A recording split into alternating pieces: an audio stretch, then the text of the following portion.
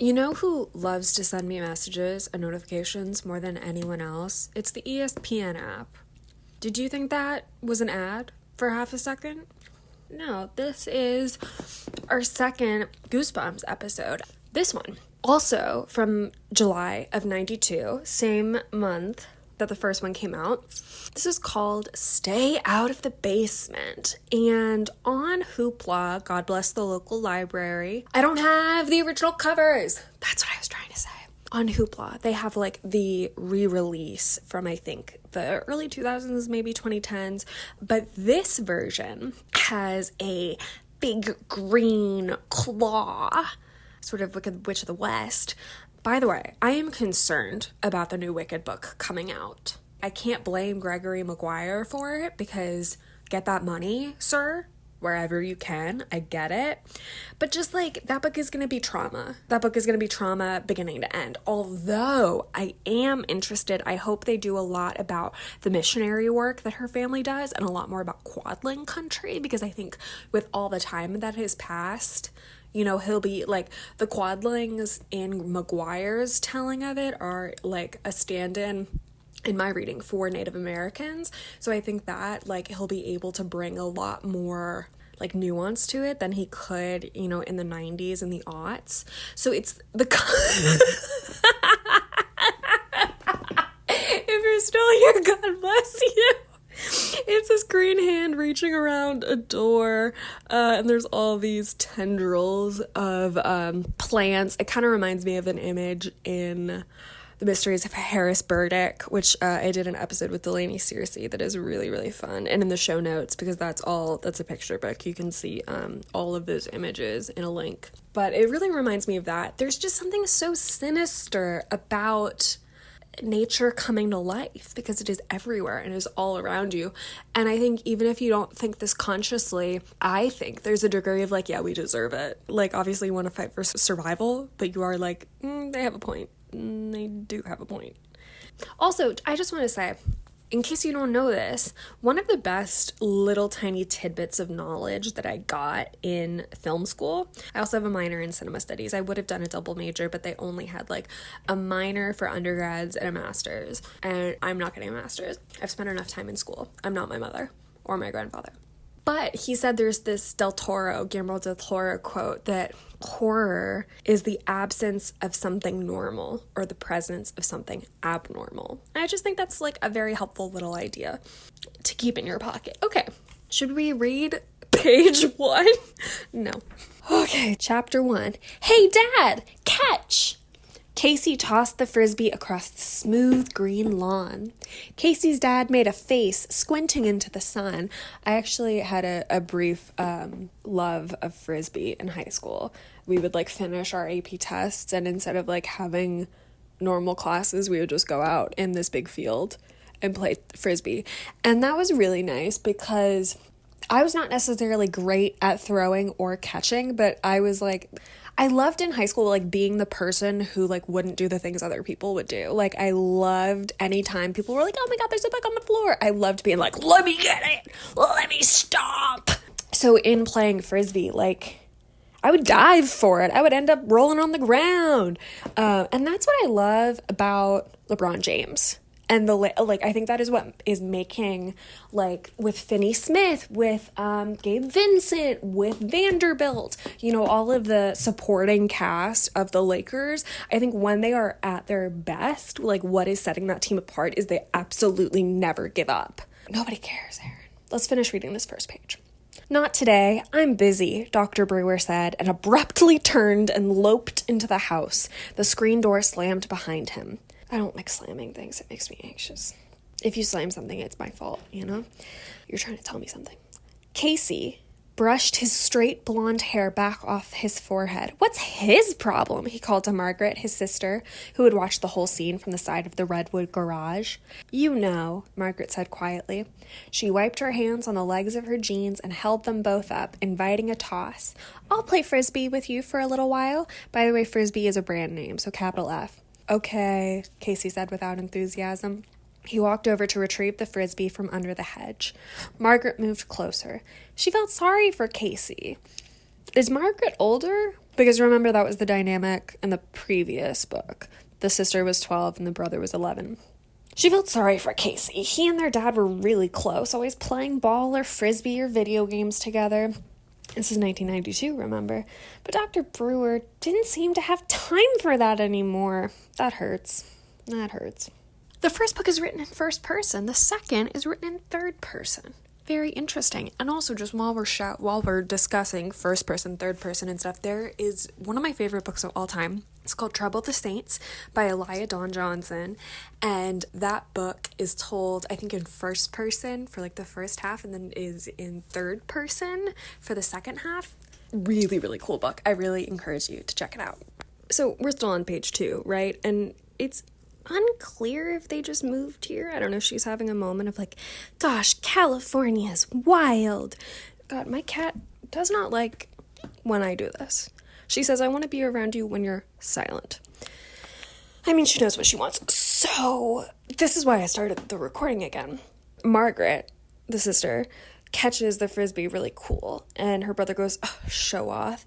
And then Margaret says, you're the hot dog in the family. And then he says, you're the dork.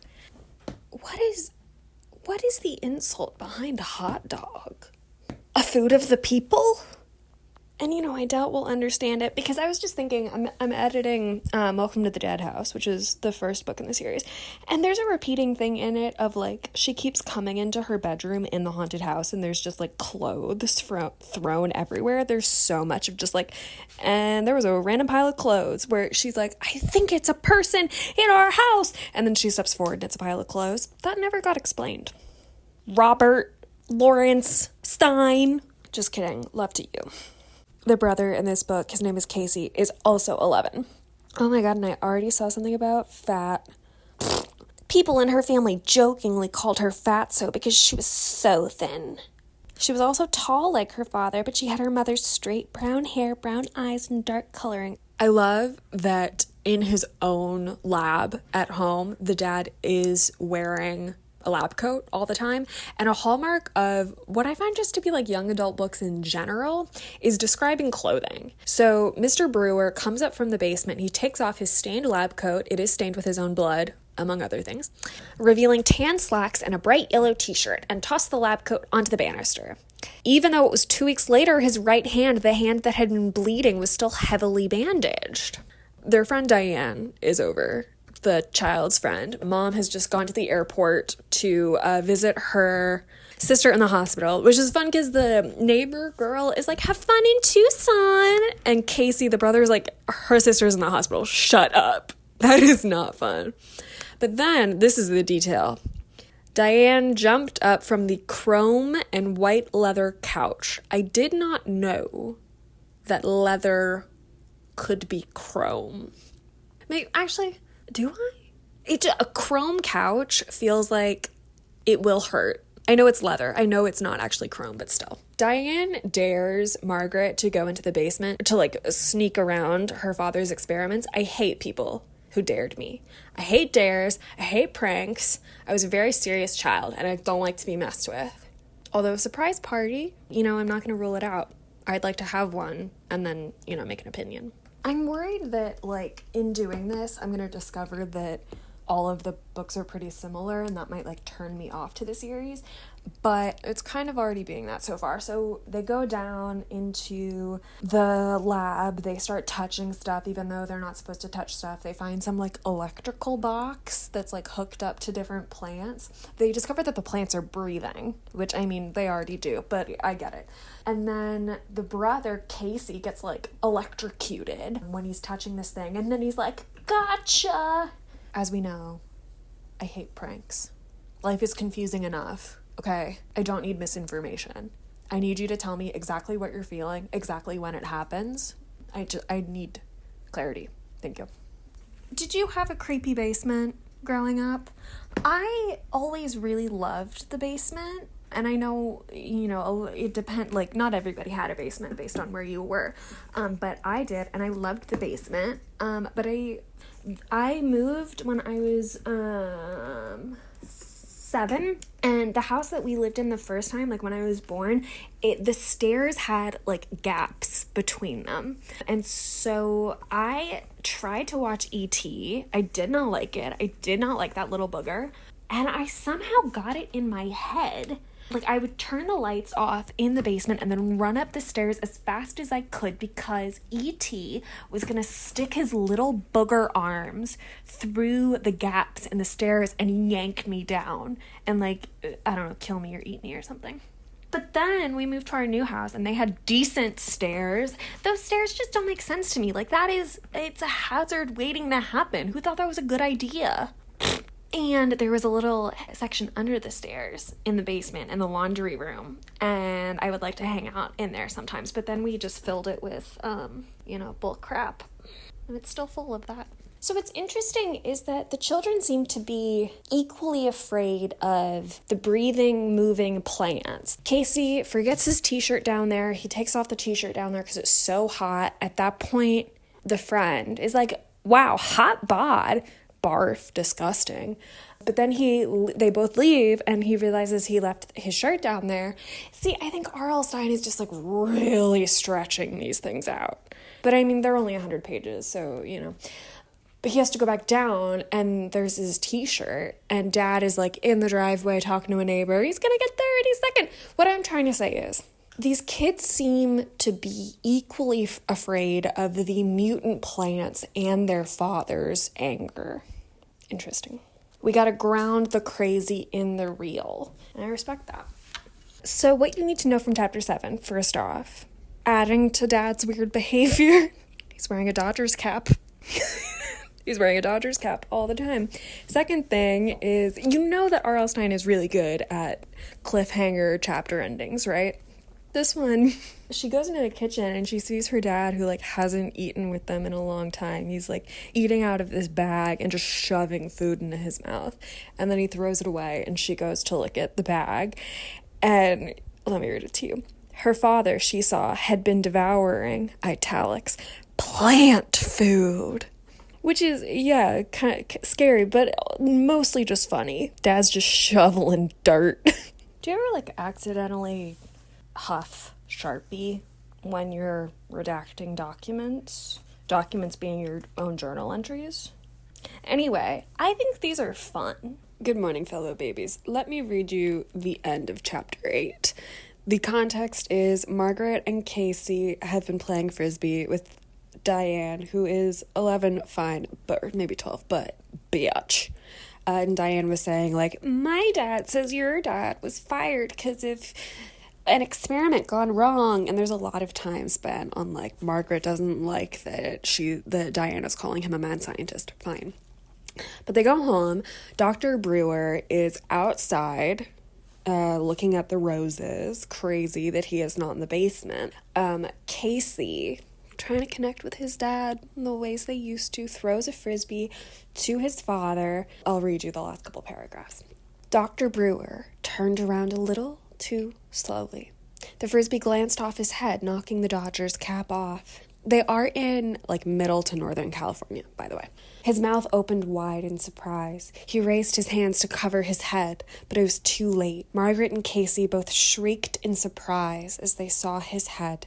At first, Margaret thought her father's hair had turned green, but then she clearly saw that it wasn't hair on his scalp. His hair was gone. It had all fallen out.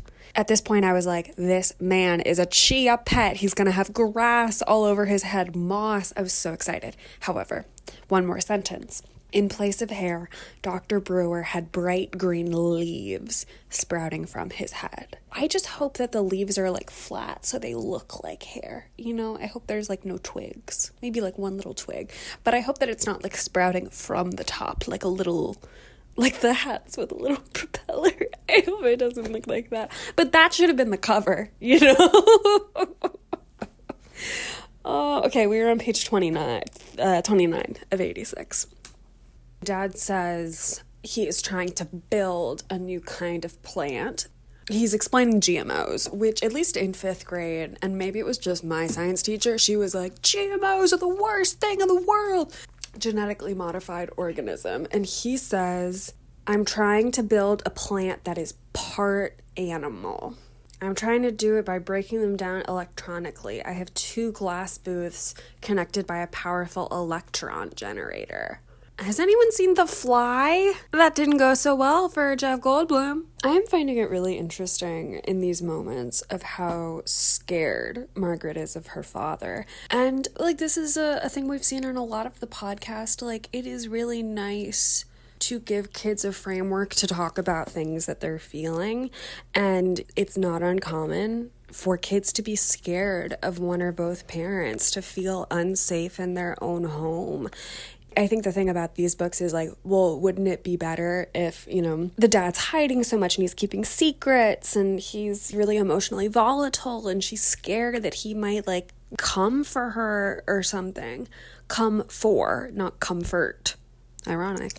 And I think it's just nice to be like, it's sort of nice for kids to give them the opportunity to be like, you know what, dad isn't an alcoholic. He's just a mad scientist growing a crazy plant. Like, what if dad isn't ignoring all of us because of the emotional weight of being laid off or fired from his job?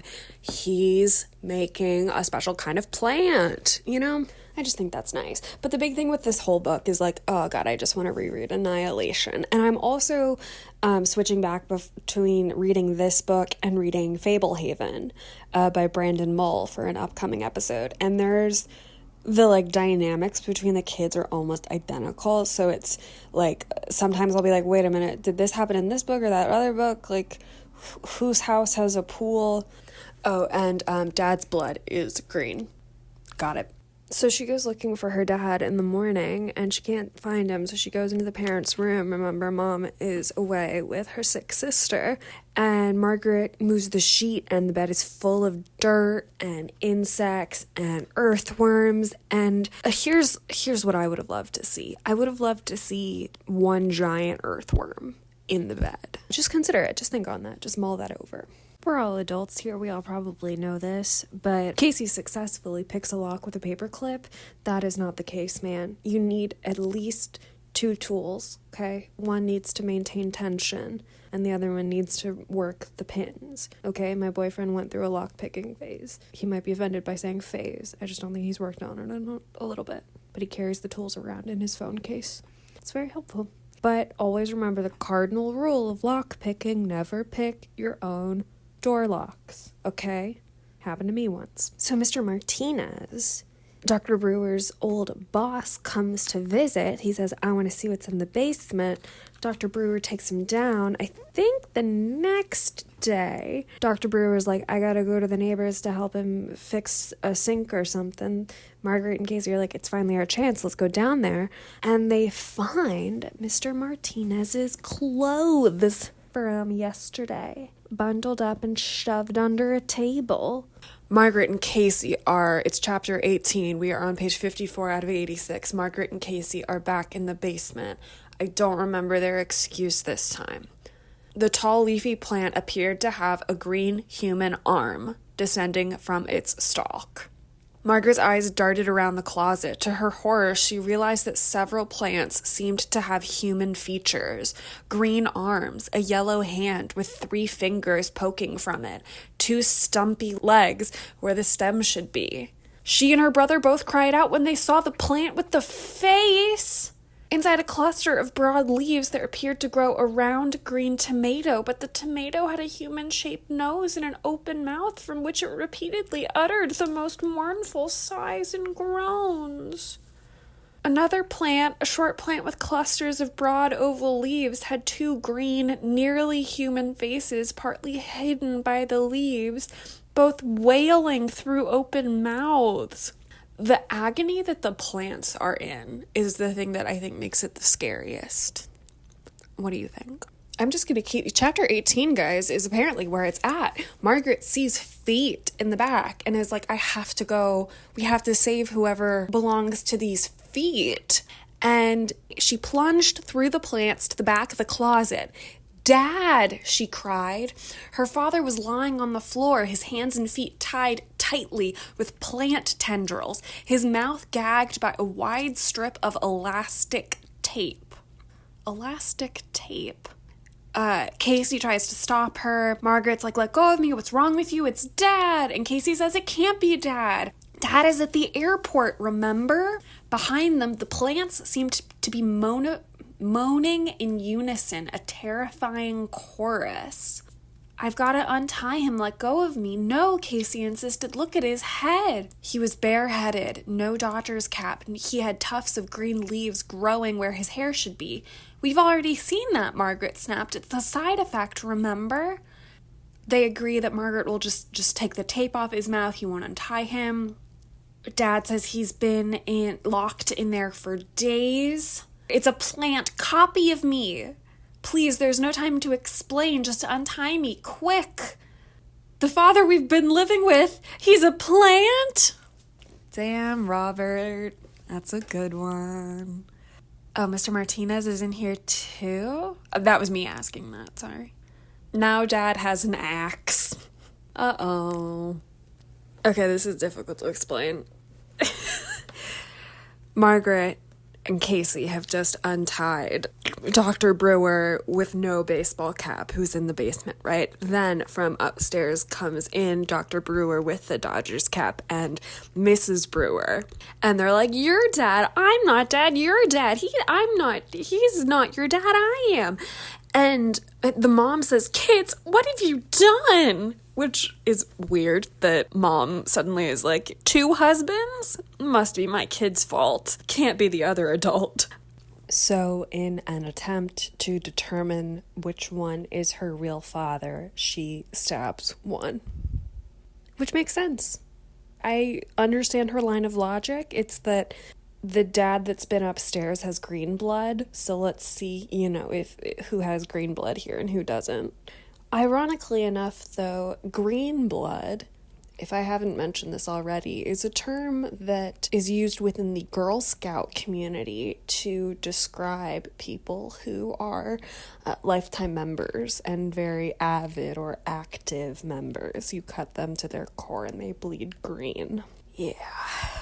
So she stabs the dad who had been tied up in the basement, who had called her Princess, which I may not have told you earlier is a nickname that her father used to use, before he got fired, but hasn't since. So the one that was tied up bleeds red, so she gives that one the axe, and then the capless, no cap, Dr. Brewer moved quickly. He picked up the axe, this is the red one, took up 3 steps, pulled the axe back, and swung with all his might. The Dr. Brewer in the cap opened his mouth wide and uttered a hushed cry of alarm. The cry was choked off as the axe cut easily through his body, slicing him in 2. I really want to know more about, where he got sliced, A thick green liquid oozed from the wound. And as the man fell, his mouth locking open in disbelief and horror, Margaret could see that his body was actually a stem. He had no bones, no human organs. The body thudded to the floor. Green liquid puddled around it. So they get Mr. Martinez out, and they all have a nice dinner. Mind you, there's still 25 pages left of this book, and I don't think there's a behind the screams section, but I'm not sure. I was working on a super plant, he said, trying to electronically make a new plant using DNA elements from other plants. Then I accidentally cut my hand on a slide. I didn't realize it, but some of my blood got mixed in with the plant molecules I was using. Wear gloves, brother. Maybe he was. When I turned on the machine, my molecules got mixed in with plant molecules. I ended up with something that was part human, part plant. That's gross, Casey exclaimed. Well, I'm a scientist, Dr. Brewer replied, so I didn't think it was gross. I thought it was pretty exciting. Margaret says, those plants with faces. He says, yes, those were things I made by inserting human materials into plant materials. I kept putting them in the supply closet. I got carried away. I didn't know how far I could go, how human I could make the plants. I could see that my creations were unhappy, suffering, but I couldn't stop. It was too exciting. Ah! By the end of the week, most of the plants had been destroyed. A giant pile of leaves, roots, and stalks were burned in a bonfire that lasted for hours. A few tiny plants had been transplanted outside. All of the equipment had been dismantled and trucked to the university. On Saturday, all 4 brewers went to select a pool table for the new basement rec room. On Sunday, Margaret found herself standing in back by the garden, staring up at the golden hills. It's so peaceful now, she thought happily. So peaceful here, and so beautiful. The smile faded from her face when she heard the whisper at her feet. Margaret! She looked down to see a small yellow flower nudging her ankle. Margaret! The flower whispered. Help me! Please help me! I'm your father! Really, I'm your father! I'm your real father! End of book 2. There is a recipe to make a spooky lantern out of a green pepper. Okay.